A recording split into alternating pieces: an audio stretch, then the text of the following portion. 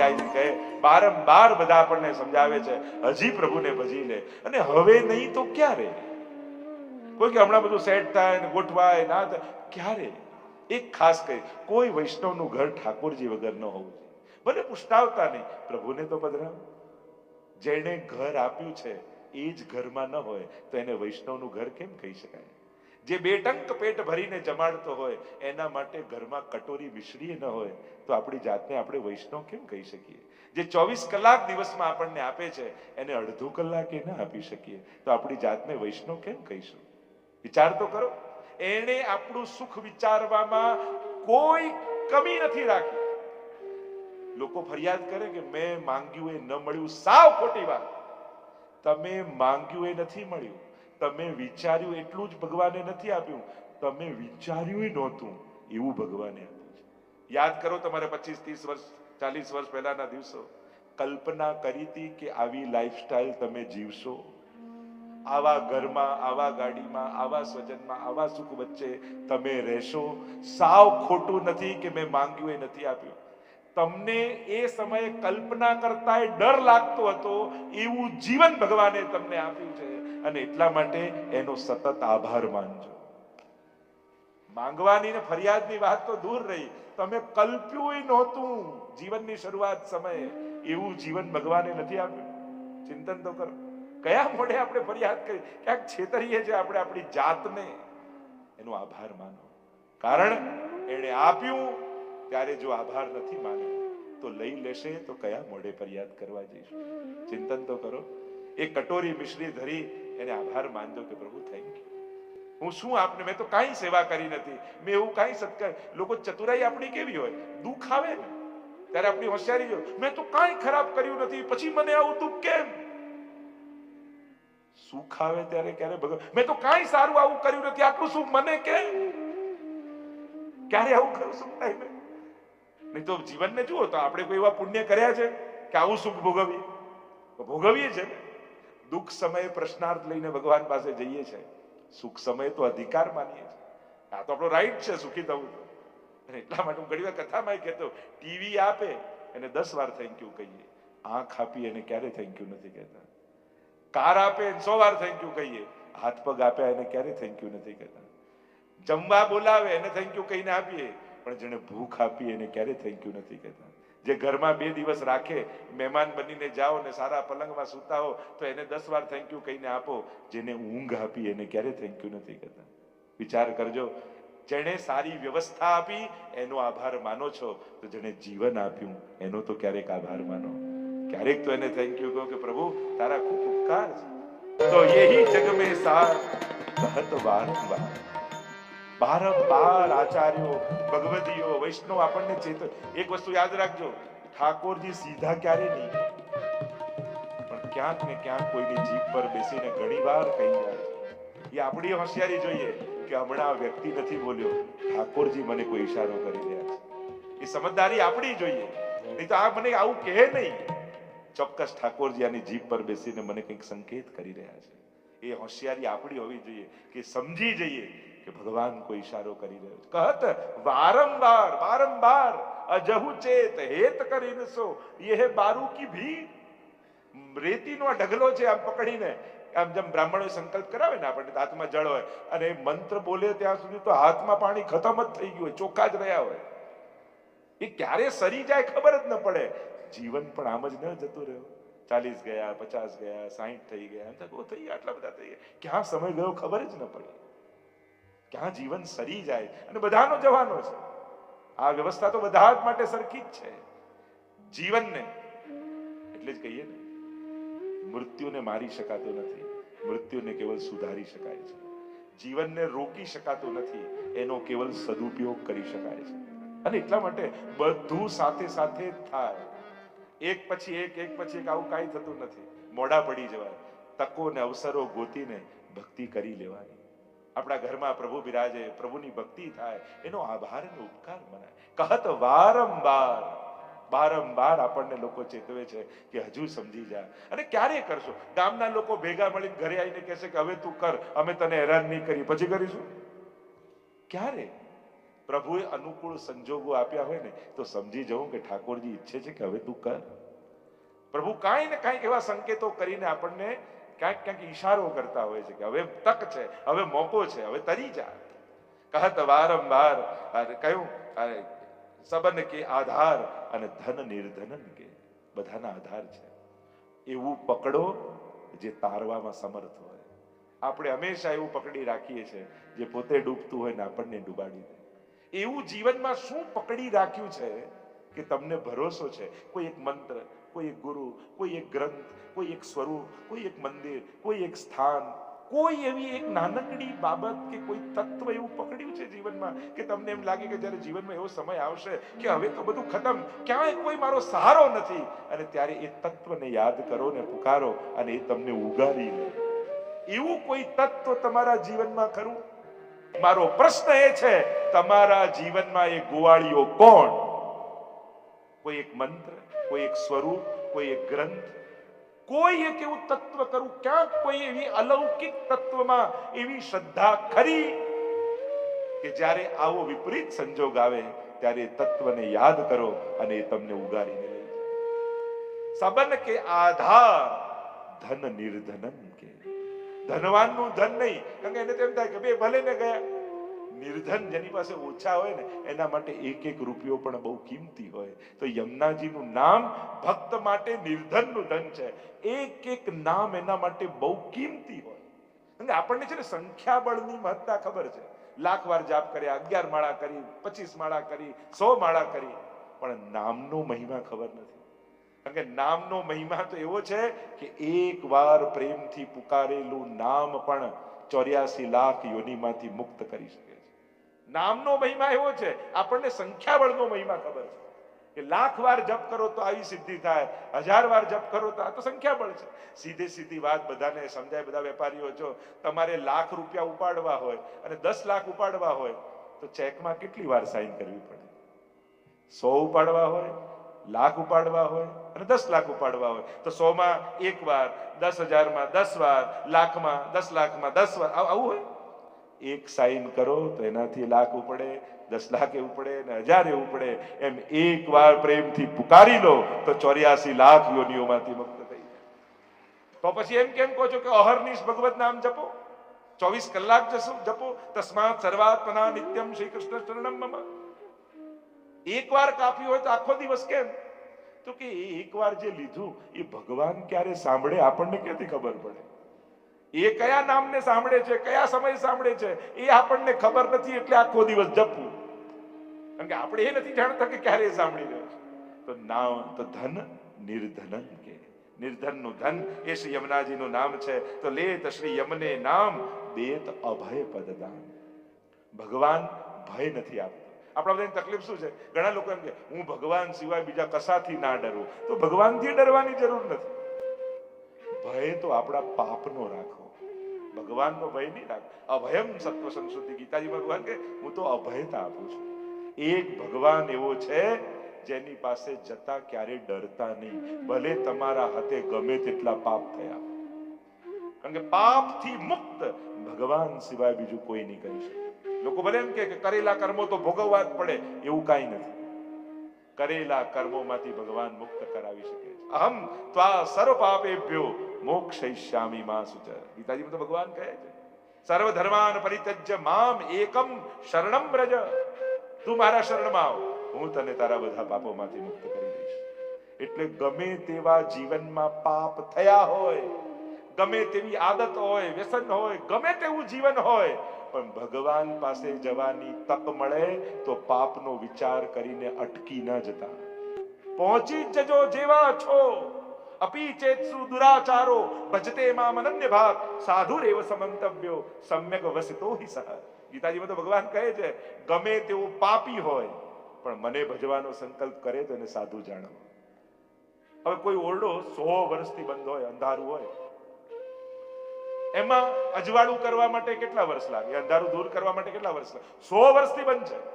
25 વર્ષ, 50 વર્ષ, 20 વર્ષ, 5 વર્ષ, અરે ના, એક દિવાસળી પ્રગટાવો તો 100 વર્ષનું અંધારું જતું રહે. એમ એક વાર પ્રેમથી પુકારો તો અનંત જન્મોના પાપ સમાપ્ત થઈ જાય છે. આ સંખ્યા અને સામર્થ્ય એ તો આપણા બધાના લૌકિક ગણિત છે.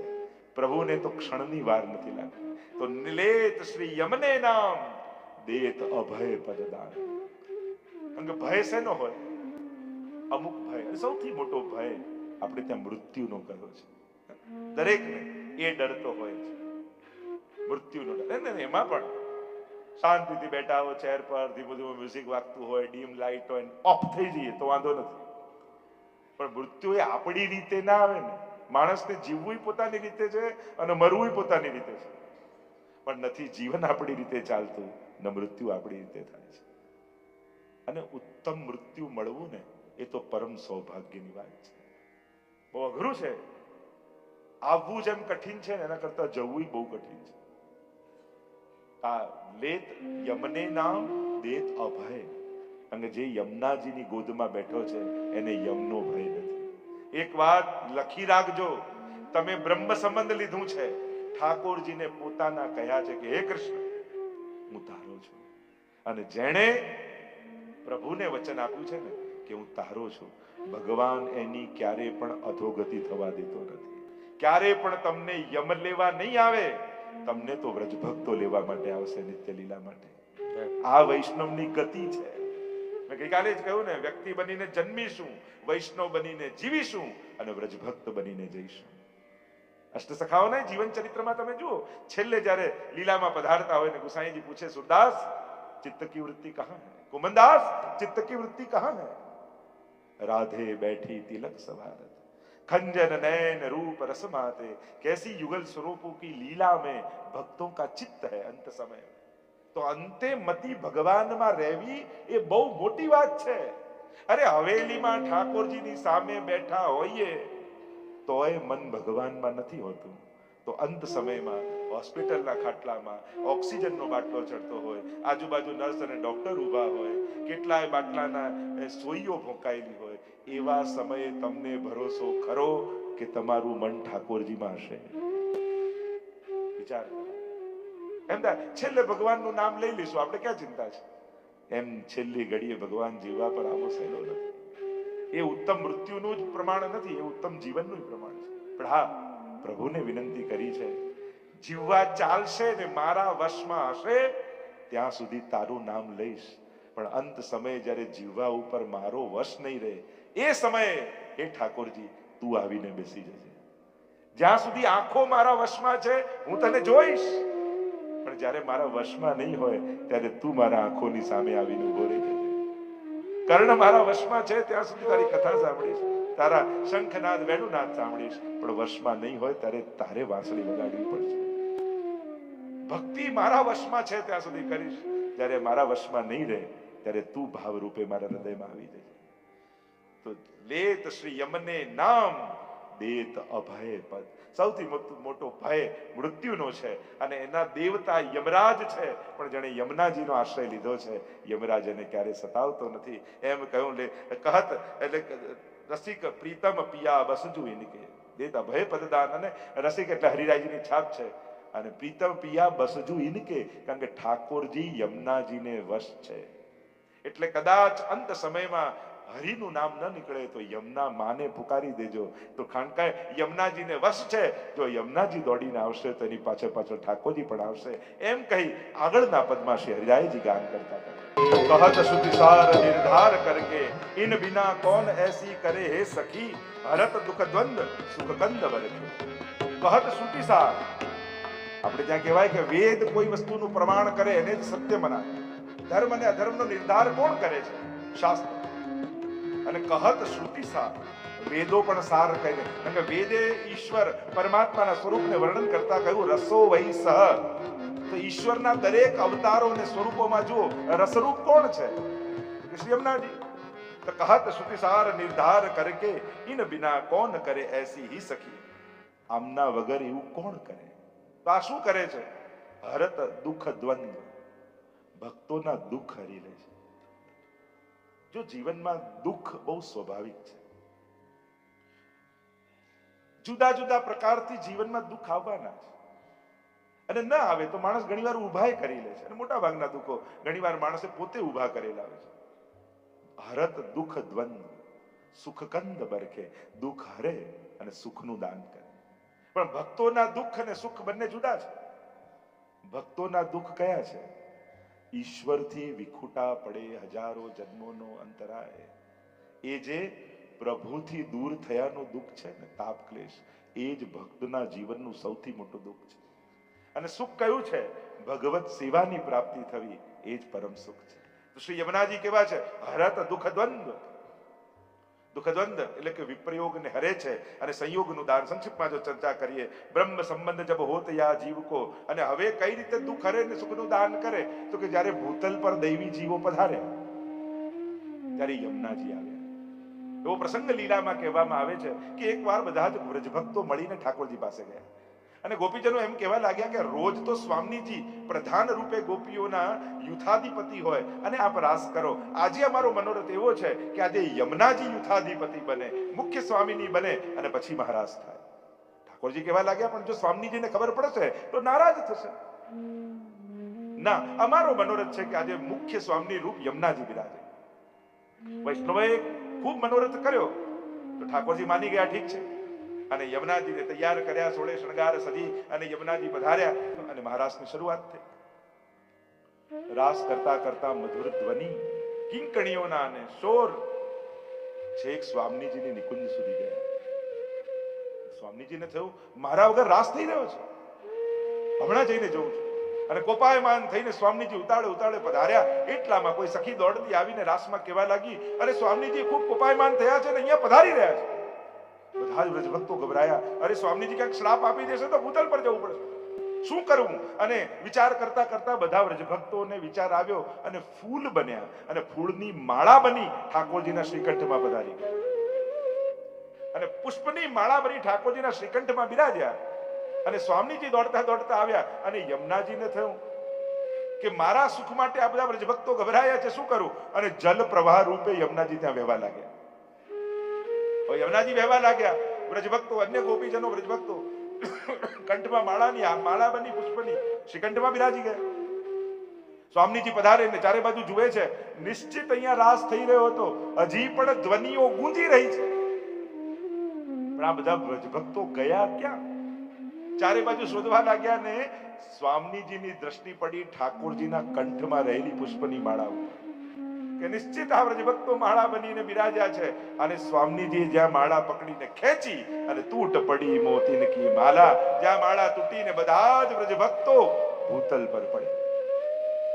અને ત્યારે શ્રી યમુનાજીને ખૂબ તાપ થયો કે અરે મારે કારણે આ મારા સુખનો વિચાર કરવા માટે વ્રજભક્તોએ આ મનોરથ કર્યો હતો અને વ્રજભક્તોને લીલાથી વિખૂટા પડે ને ભૂતલ પર પડવો પડ્યો. હવે જ્યાં સુધી લીલાથી વિખૂટા પડેલા એક એક જીવો ફરી લીલામાં પ્રાપ્ત નહીં થાય ત્યાં સુધી હું ભૂતલ પર જ નિવાસ કરીશ. અને આમ વિચાર કરી નેહ કારણ શ્રી યમને પ્રથમ આઈ, ભક્ત કે ચિત્ત કી વૃત્તિ સમજાન કે તાતી અતિ આતુર જુ ધાઈ. શ્રી યમુનાજી પધારે અને સ્વામીજીને એમ થયું કે અરે હું કોપાયમાન થઈ અને એને કારણે યમુનાજીએ જલપ્રવાહ રૂપે ભૂતલ પર પધારવાનો વિચાર કર્યો. વ્રજભક્તો ભૂતલ પર પધાર્યા. હવે હું પોતે મહાપ્રભુજી રૂપે આચાર્ય રૂપે ભૂતલ પર જઈ એક એક જીવોને બ્રહ્મ સંબંધ કરાવીશ અને ફરી લીલામાં પ્રાપ્ત કરાવીશ. અને આમ વિચાર કરી સ્વયં સ્વામીજી વલ્લભ રૂપે ભૂતલ પર પધાર્યા અને એક એક દૈવી જીવોને બ્રહ્મ સંબંધ કરાવ્યા. અને જ્યારે બ્રહ્મ સંબંધ થાય તો સૌથી વધારે આનંદ કોને થાય? કે જે ભૂતલ પર આવ્યા છે ફરી લીલાનો સંબંધ પ્રાપ્ત કરાવવા માટે. અને એટલા માટે અહીંયા કહ્યું બ્રહ્મ સંબંધ જબ હોત યા જીવ કો તબહી ઇનકી ભુજા વામ ફરકે દોર કર શોર કર જાય પીએ સો કહે અતિ આનંદ મન મે જુ હરખે. જ્યારે જીવનો બ્રહ્મ સંબંધ થાય ને અને બ્રહ્મ સંબંધ થાય એટલે યમુનાજી દોડતા દોડતા દોડતા દોડતા ઠાકોરજી પાસે જાય. પ્રભુ બધાઈ છે, બધાઈ છે, બધાઈ છે. અને શું બધાઈ છે? કે પ્રભુ લીલાથી વિખૂટી પડેલી એક સખી ફરી નિત્ય લીલામાં પ્રાપ્ત થઈ છે. અને પ્રભુ પણ હરખાય. તો બ્રહ્મ સંબંધ જબ હોત યા જીવ કો તબહી ઇનકી ભુજા વામ એટલે ડાબો હાથ ફરકે. અનેક અનેક ભાવ બતાવે. ડાબો ભુજા કેમ ફરકે? એક તો એવું બતાવ્યો માર્ગ કે સ્ત્રીનું ડાબુ અંગ ફરકે શુકન કહેવાય એટલે યમુનાજીનું ડાબુ અંગ ફરકવા લાગે, એટલે કે સુકન થયા કે ફરી લીલાથી વિખૂટો પડેલો જીવ ફરી લીલામાં ગયો. બીજો ભાવ એ બતાવ્યો, તબહી ઇનકી ભુજા વામ ફરકે, ડાબો હાથ ફરકે. ડાબા હાથમાં શું છે યમુનાજીના? તો કે 3 કમળ છે. જમણા હાથમાં કમળની માળા છે, ડાબા હાથમાં 3 કમળ. અને કમળ ધ્યાનથી જોજો, એક કળી છે, એક અર્ધ વિકસિત છે, ત્રીજું પૂર્ણ વિકસિત છે. તો આ છે પ્રેમની 3 અવસ્થા: પ્રેમ, આસક્તિ અને વ્યસન. ભક્તિની 3 અવસ્થા બતાવી મહાપ્રભુજી. ભક્તિ વર્ધની નામનો ગ્રંથ મહાપ્રભુજીનો છે. અને 3 અવસ્થા પ્રેમ, આસક્તિ અને વ્યસન. એટલે યમુનાજીની ડાબી ભુજા ફરકે એટલે કે બ્રહ્મ સંબંધ થયો ને, એને ભક્તિની આ 3 અવસ્થા આપવા માટે યમુનાજી દોડવા લાગે. અથવા ત્રીજો અર્થ એ થયો, તબહી ઇનકી ભુજા વામ ફરકે. કારણ કે જ્યારે જ્યોતિષમાં પણ જ્યારે હાથ બતાવો તો પુરુષનો જમણો હાથ જોવાય, સ્ત્રીનું સૌભાગ્ય ડાબો હાથમાં જોવાય. એટલે તબહી ઇનકી ભુજા વામ ફરકે એટલે જેનું બ્રહ્મ સંબંધ થયું ને, એને પોતાનું સૌભાગ્ય આપવા માટે યમુનાજી દોડવા લાગ્યા. અને યમુનાજીનું સૌભાગ્ય શું છે? તો કે ઠાકોરજી. એટલે યમુનાજી કૃપા કરી બ્રહ્મ સંબંધી જીવને સાક્ષાત ઠાકોરજીનું દાન કરે છે. અનેક અનેક અર્થો બતાવ્યા. અથવા એક ભાવ એ બતાવ્યો કે તિનકી ભુજા વામ ફરકે, ડાબી ભુજા ફરકે. કારણ આ કયા જીવો છે? આ એ જીવો છે જેને શ્રીનાથજી બાબા નિકુંજના દ્વાર પર ઉભા રહી પોતાની ડાબી ભુજા ઊંચી કરીને બોલાવી રહ્યા છે, આવ આવ આવ આવ. એટલે યમુનાજી સંકેત કરે છે કે પ્રભુ આપે ડાબો હાથ ઊંચો કરીને જેને નિકુંજમાં બોલાવ્યા ને, એમાંથી એક સખી આવી રહી છે. એટલે કહ્યું તબહી ઇનકી ભુજા વામ ફરકે. અનેક અનેક ભાવો સંકેતો બતાવ્યા. કારણ કે આ કમળ શું છે ડાબા હાથમાં? યમુનાજીના આખા શૃંગારની ભાવના છે, આખા સ્વરૂપની ભાવના છે. જેમ શ્રીનાથજીનું સ્વરૂપ, દાઉજીનું સ્વરૂપ, યમુનાજીનું સ્વરૂપ, મહાપ્રભુજીનું સ્વરૂપ, આ દરેકની મુદ્રાઓ, બિરાજવાનો પ્રકાર, આ બધાનો ભાવ છે. મહાપ્રભુજીને ઘણીવાર આપણે આમ કહીએ છીએ, તો આમ નથી બિરાજતા. મહાપ્રભુજી આમ બિરાજે છે. પેલી તો આશીર્વાદ મુદ્રા છે, આ દાન મુદ્રા છે. આપણે ત્યાં આખો પ્રકાર છે. ઘણીવાર નવા જેટલા ચિત્રોને બનતા હોય તમે આશીર્વાદ આપતા હોય એ રીતે હોય, પણ મૂળ ચિત્ર તમે જુઓ. આપણે મહાપ્રભુજીનું મૂળ ચિત્ર હોનાર નામના ચિત્રકારે, ત્યાં આખો વાર્તા પ્રસંગ આવે, યમુનાજીના તટ પર મહાપ્રભુજી બિરાજ્યા છે. અને કૃષ્ણદાસ મેઘન, માધવ ભટ્ટ કશ્મીરી અને દામોદરદાસ હરસાની, આ 3 વૈષ્ણવ જોડે જ મૂળ ચિત્ર આજે પણ કિશનગઢ રાજસ્થાનમાં બિરાજે છે. 3 વાર બનાવ્યું પણ ચિત્ર બન્યું જ નહીં. અને પછી મહાપ્રભુજીની આજ્ઞા લઈ કે આપ આજ્ઞા આપો તો મને રાજાએ મોકલ્યો છે બનાવવા માટે, અને આપે આજ્ઞા આપી ત્યારે આ મૂળ ચિત્ર બનાવ્યું. જે સાષ્ટાંગ દંડવત કરી રહ્યા છે એ દમલાજી છે, જે હાથ જોડીને બિરાજ્યા છે એ કૃષ્ણદાસ મેઘન છે, અને જે લખી રહ્યા છે એ માધવ ભટ્ટ કશ્મીરી છે. આ માધવ ભટ્ટ કશ્મીરીની પણ બહુ મોટી સેવા છે. આ સુબોધનીજી આદિ ગ્રંથો મહાપ્રભુ તો પ્રવાસમાં રહેતા અને જે બોલતા જાય લખતા જતા. તો જે ચર્ચા આપણે કરી રહ્યા છે, તો તબહી ઇનકી ભુજા વામ ફરકે, ડાબી ભુજા ફરકે, એનો એક ભાવ કે શ્રીનાથજી જે ડાબી ભુજાથી બોલાવે છે એ ભુજા. અથવા શ્રીનાથજી જો કોઈને બોલાવે તો આપણે એમ કહીએ ને આમ આવો, આમ કોઈ બોલાવે? શ્રીનાથજીનો હાથ તો આમ છે, અને આપણે એમ કે ઉક્ષિપ્ત હસ્ત પુરુષો ભક્ત, શ્રીનાથજી ડાબી ભુજા કરીને બોલાવે છે, તો કોઈને બોલાવીએ તો આમ બોલાવજે, આમ બોલાવે. એનો ભાવ એ કે યમુનાજી તેની ભુજા વામ ફરકે, જે ડાબી ભુજા ફરકાવી અને યમુનાજી સંકેત કરી રહ્યા છે, તો સીધા નહીં યમુનાજી તરફ થઈને આવજો, એવો સંકેત શ્રીનાથજી બાબા કરી. તો જે યમુનાજીના સ્વરૂપની હું વાત કરતો, દાઉજી, શ્રીનાથજી, આ બધાના સ્વરૂપ. દાઉજીનો જમણો હાથ ઊંચો હોય, દાઉજીનું સ્વરૂપ જુઓ ને, એમ શ્રીનાથજી બાબાનો વામ ભુજા. યમુનાજીનું સ્વરૂપ કમળની માળા, અને એ વ્રજભક્તોના હૃદય છે જે પ્રભુને ધરાવવા જઈ રહ્યા છે. ડાબા હાથમાં 3 કમળ, એ ભક્તિની 3 અવસ્થા છે. અને એવા અનેક ચાલી રહ્યા છે, ઉભા નથી, પધારી રહ્યા છે. દરેકનો એક સુંદર ભાવ છે. આગળ જેમ ચર્ચા નીકળશે એમ કરીશું. તો શ્રી યમુનાજી બ્રહ્મ સંબંધ જબ હોત યા જીવ કો તબહી ઇનકી ભુજા વામ ફરકે. અને એટલા માટે બ્રહ્મ સંબંધ જીવનો થયો એના 2 સાક્ષી છે. એક મહાપ્રભુજી જેમણે કરાવ્યું, અને આપણને બધાને બ્રહ્મ સંબંધ તો મહાપ્રભુજી જ કરાવે છે. અમે લોકો તો વિધિ મહાપ્રભુજી વતી કરાવીએ છીએ. અને એટલે જેને જેને બ્રહ્મ સંબંધ, આપણે ત્યાં તો વિધાન એ છે કે ઘરમાં દરેક જીવ બ્રહ્મ સંબંધી હોય. કારણ કે જે પ્રભુના શરણે ગયો છે ને, એની રક્ષા કરવાનો સંકલ્પ સ્વયં ઠાકોરજીએ પોતે કર્યો છે. અને એ અભાવે પણ કેમ ન લીધું હોય બ્રહ્મ? ભક્ત દ્રોહે ભક્ત્યા ભાવે ભક્તેશ્ચા અતિક્રમે કૃતે અશક્યવા સુશક્યવા સર્વથા શરણમ હરિ. અભાવે પણ શરણમાં ગયો ને, તો શરણે જનારાને ખબર નથી, પણ શરણે લેનારાને તો બધી ખબર છે. એ તો રક્ષા કરે જ છે. એટલે ઉત્તમ કર્મો અજાણતા પણ કરવા. ના પહેલા બધું હું સમજું શીખું તો એ તમે જિંદગી જતી રહેશે. કરશો તો આપ મળે બધું સમજાઈ જશે. દવામાં શું છે આપણે બધામાં થોડી જાણવા જઈએ છીએ, ખાઈએ છીએ તો મટી જાય છે. એમ સારું છે એ ખબર પડે તો સમજાય નહીં તો એ કરવું, કારણ કે સારું કરેલું ક્યારે નકામું જતું નથી. તો તभी इनकी बुझा पाप पर के दौर कर शोर कर અને આનંદ કરતા કરતા કિલ્લોલ કરતા કરતા જાય પીએસો કહે અતિ આનંદ મન में जो હરખે. અને હૃદયમાં ખૂબ આનંદ માણી રહ્યા છે. નામ નિર્મોલ લગ નગ લે કો ન શકે અને ભક્ત રાખત હી હાર કરકે. અને આવું નિર્મોલ નગ જેવું નામ કોઈ લઈ શકતું નથી. જેના પર કૃપા હોય એના જ મુખમાં યમુનાજીનું નામ આવે. અને કેવું ભક્ત રાખત હી હાર કરકે. અને ભક્તો કઈ રીતે યમુનાજીનું નામ રાખે છે? જેમ હૃદયમાં હાર પહેર્યો ને, હાર પહેર્યો એટલે કઈ રીતે? તમે સાચા હીરાનો બહુ જ મોંઘો હાર પહેરી કોઈના લગ્નમાં ગયા, હવે પાર્કિંગ મળ્યું ને એટલે બહુ દૂર કાર પાર્ક કરી અને પાર્ક દૂર કરી અને જ્યાં કાર લોક કરીને આવતા હતા અને જોયું તો કેટલાક વ્યક્તિઓ એવા ઊભા છે, તમને સેફટી ના લાગી કે બરાબર માણસો નથી ઊભા. એટલે તમે શું કરો? એ હારને અંદર નાખી અને પાછું માથે ઓઢી અને સાડીમાં એવું છુપાવી લો એ હાર કે કોઈને દેખાય નહીં, અને ઉતાવળા નીકળી જાઓ. અને જ્યાં લગ્નના માં એન્ટર થયા પાર્ટી પ્લોટમાં, જો દેખાય તો આ તો બધા આપણા સ્વજનો સગા સંબંધી, એટલે બધાને દેખાય એ રીતે હાર બહાર કાઢી અને પછી અંદર ગયા. બધા જોઈને રાજી થાય, કેવો સરસ હાર પહેર્યો છે. ભક્તો આ રીતે જ યમુનાજીના નામ લે છે.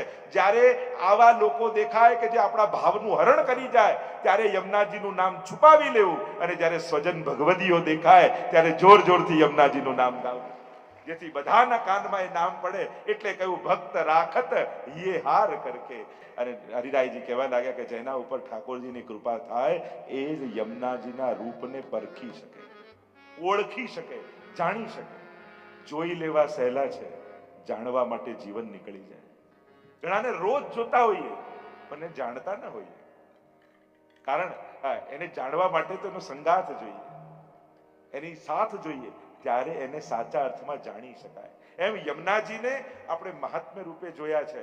યમુનાજી માં છે, કૃપાળુ છે, પણ જેમ જેમ એની નિકટતા અને એનું નામ જપતા જાઓ ત્યારે સાચા અર્થમાં એને જાણી શકાય. હોત રસિક પ્રીતમ જો જાકી જા પર કૃપા. ઠાકોરજીની જેના પર કૃપા હોય યમુનાજીને ઓળખી શકે. એમ કહી અને આગળ શ્રી હરિરાયજીનું ચોથું પદ અને ગાન કરતા શ્રી હરિરાયજી કહે કે આ યમુનાજીના મેં ગુણગાન કર્યા, એના રૂપ પરખે એમ કહ્યું, પણ હવે એમના રૂપને જો નૈન ભર દેખ અબ ભાનુ તને. ન જોવા જેવું ઘણું બધું જીવન ભર જોયું. ખરેખર જેને જોવા જેવો છે એને બેસીને ક્યારે નિહાળ્યો છે. અને જોવાનો પણ એક પ્રકાર છે, આપણે ત્યાં દર્શનની પણ એક રીત છે. એમ તો રીત વિપરીત ચરણારવિંદથી મુખારવિંદ સુધી કઈ રીતે ભગવત દર્શન કરાય એનો વિવેક છે. આંખો બંધ કરીને તો મર્યાદા મંદિરમાં થાય. આપણે તો એવી સાવધાની રાખવાની કે દર્શન કરતા સમયે ક્યાંક પાપણ બંધ ન થઈ જાય.